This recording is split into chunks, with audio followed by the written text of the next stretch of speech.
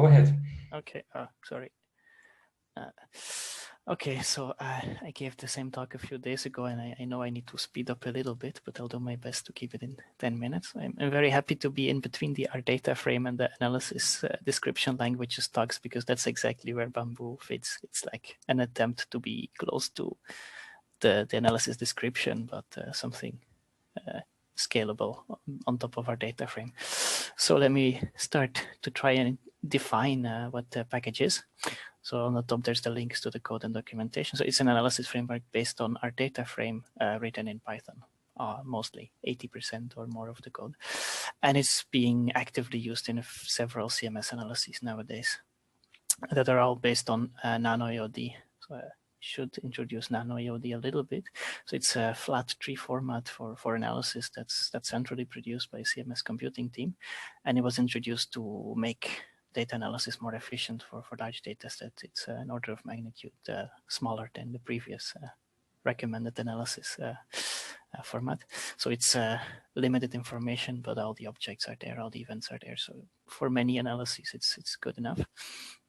What many people do is to post-process the production NanoEODs to remove some branches, to calculate some corrections, to save time later on. But yeah, it's an option, it's non-mandatory. And basically at that point, I decided to have a look at what was on the market and how I could make our analysis framework in the group easier to use. So it became a bit of an experiment as well of how simple can I make things without giving up power or flexibility. Would like to take this slide also to thank my colleagues who were enthusiastic to start using it right from the start, because it's been a big help.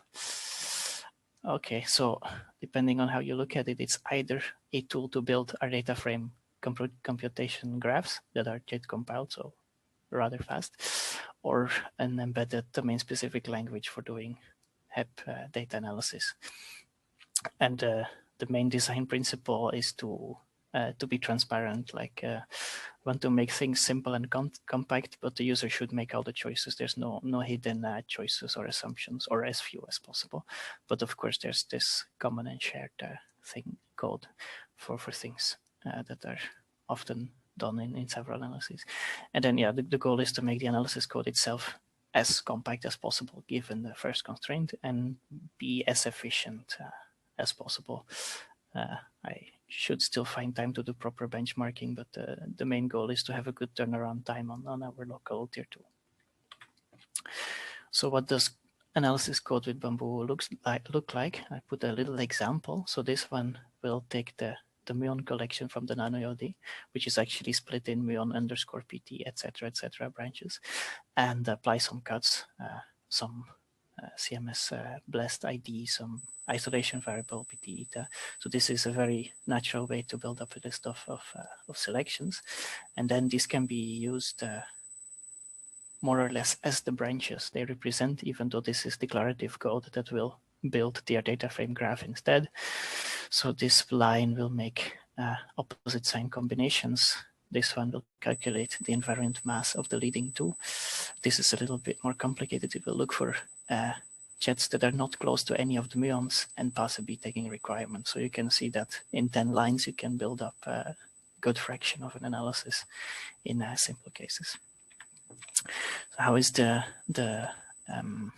control flow coming in, or the cut flow of the analysis? That's by defining selection objects, which is a Python object that represents a set of selection requirements. So the subsample it runs on, an event weight, since we use this all the time to apply corrections. And they're constructed by adding on top of the previous one, because you can make the set of events smaller and smaller, and with the weights, there's even more freedom. And this also perfectly maps to the RDataFrame paradigm of the filter nodes. Okay, to make plots, the subsample is there, the weight is there, so the only thing that's still needed is the variable on the x-axis and the binning, then a reference to this selection. And to run it, the code needs to be in a module, which basically defines implements a method that takes the decorated tree, the basic selection object, and some metadata, and returns a list of plot objects. So relatively simple. So how this is run with a simple command line program. So it takes the name of the class in some file and a config file, and you can put an output directory or some other options. And this samples format, or this config file, is mainly a list of input samples. So in this case, it uses the CMS central service which has lists of samples and files, and so some metadata, data taking year, cross sections, that kind of things. This is open-ended, so you can put anything in the config file and use it from the user code. And this dictionary is basically passed directly to the define plots method. So anything is, if there's a correction that only needs to be there for some process, that's easy to do. And it will only be called once, because the RDataFrame runs at compiled speed. So the default is to make a stack plot, but there's another method that can be overridden. And everything that's not related to what to do is passed by command line arguments. So if you want to enable implicit multi-threading, verbose output with the generated code, doing only some part of the processing, that's just another option to Bamboo run. Okay, what goes on behind the scenes? The very technical slide. So when this code from 2 slides ago is executed, it actually does not look at the values for a specific event. It builds up the computation graph, and basically this allows to have code that's much closer to the concepts we use when we talk about analysis than the actual details of all the vectors and arrays and elements and indices.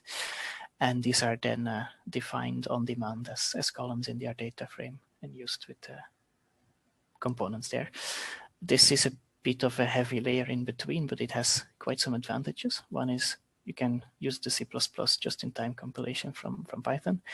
And another side effect, but a very nice one, is that some things can be done automatically that would otherwise be hard to automate, like doing systematic variations of some histogram. So change one input, do all the same steps, and fill if it still passes all the selections with a slightly different weight, for example. This requires... Okay, thanks. So this only requires marking one of the inputs as this has alternative values, and the framework can take care of the rest. So I will need to go a bit faster, but the main advantage is that the code is more compact. I tried to make a short version of an invariant mass in our RDataFrame on a nano EOD without any of the helpers. I know this is a bit of an unfair comparison because there is a built-in helper for this, but you easily have a few lines and indices to keep track of. So then, well, we've built it into a framework for CMS data analysis that we're using for quite advanced things nowadays. So there's lots of other components already implemented. We're also scaling to rather big workloads by now. What's the main, the main strong points? That it can do corrections on demand, so run directly on top of the production nano EOD, and everything else is calculated on the fly. It's not the only option, but it's the one that most of the users currently are taking advantage of because it gives a lot of flexibility.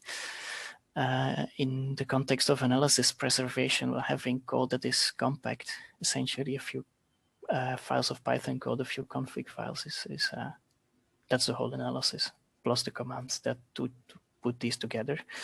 So it's interesting in that sense, even if we haven't had too much time to experiment with putting it on things like Rihanna or certain analysis preservation. And for the performance, we take advantage of our RDataFrame to the maximum. The Python overhead is relatively small.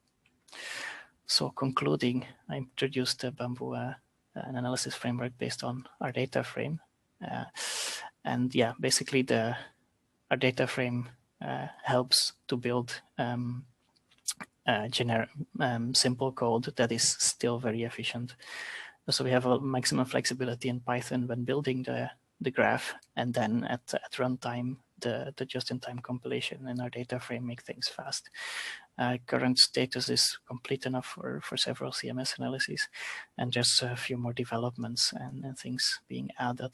And well, it's there for everyone to try and use. Let me know if you're interested. Thanks. Thank you very much, Pieter. That was very interesting. So we have time for questions, I think. And I think the first one is from TJ. Thanks. Yeah, nice presentation. So what I was thinking about was whether you have any capability to output something like a visualization of your analysis workflow that is generated by Bamboo. I mean, I can imagine this is useful for both sort of as a presentation thing to illustrate the structure of the analysis, but also simply for checking. Is something like that possible? It's certainly possible, but it's not implemented yet. Okay. But yes, the representation is there, so it's a matter of making a method that turns it into something you can visualize. And if I can expand a little bit, how much would you expect that to be human readable, or is it going to be quite an abstract thing compared to the? I'm just imagining that it may or may not be something that is more approachable than. I mean, the code is probably quite clean, but even then. Well, no, I think it could be still useful in addition, because the code is just line after line, or you can put things into helper methods. Whereas if you have the graphical structure of which selection is a child of which other one, that could still be useful. Okay, thanks. Okay, thank you. And a question from Heather. Go ahead. Hi, yes, really nice talk. You were a bit fast when you talked about the systematics. Okay. So I was wondering if you could say a bit more, because in an analysis, if I think of a complicated one, there are various types, right? Right. You know, they're the sort of central object-based ones, but then some of the other stuff which takes a lot of work is, you know, adding in extra Monte Carlo samples, or maybe you even have to do something by hand, defining a weighting function. Mm-hmm. What sort of these capabilities do you have, or do you foresee having in the future?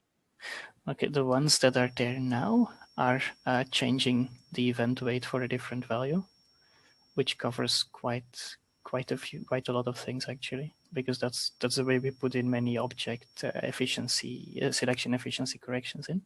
That's also the easiest one to implement. And the other one that's there is different values for kinematical quantity. So jet energy scale up and down with 20 different recipes.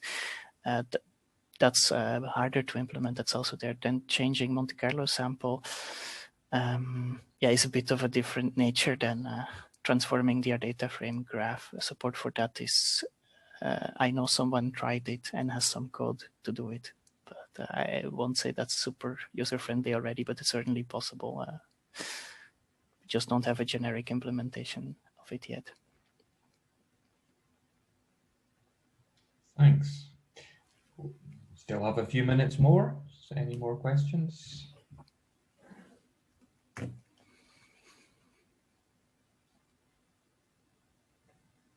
So I had asked one in the notes, so maybe we can just go through that one, seeing as we have time, which was, you know, what you presented is it's designed to work with CMS Nano AOD. But I was really wondering how much of Bamboo could be made generic and how much of it is tied to CMS data formats or any other pieces of CMS infrastructure in particular. Yeah, so, well, it was designed to support different things. So in principle, the Nano AOD specific parts are in, well, the way it's customized for Nano AOD is that there's a common base class for things that use Nano AOD that implements most of the specifics.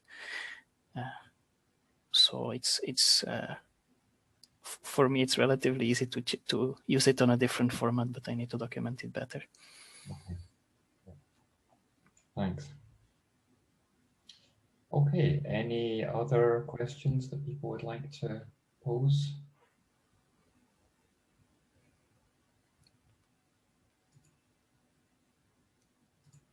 Okay, I'm not hearing anyone shout. If anything occurs to you post facto, then just throw it into the workshop notes and then Pieter could answer it there. But if not, then we will move on.